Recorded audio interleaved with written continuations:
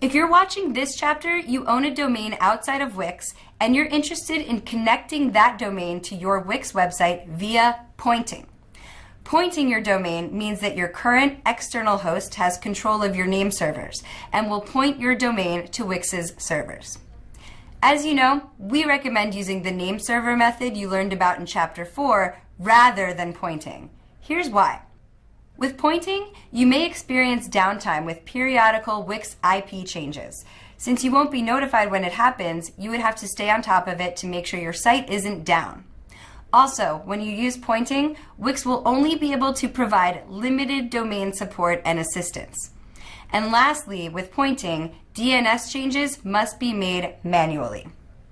Despite these drawbacks, in some cases you may need to use the pointing option.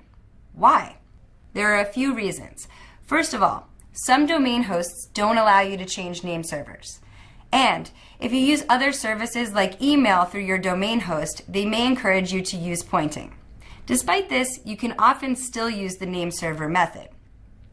Also, if you're a web designer, you may have clients who request that you use the pointing method. Up for the challenge? Let's do it. Make sure you have the login details for the registrar where you originally bought the domain. You will also need access to the email address connected to that account. Start by going to the Domains and Mailboxes app of the site you're working on. Select Connect a domain you already own. At the bottom of the next page, you'll see text that says Connection Method, DNS Recommended. Click Change right next to that text. Select Pointing and click on Change Method. Enter your domain name and where you purchased it. Now, it's time to log into your account with your domain provider. Once you are logged in, find the place to manually enter DNS records.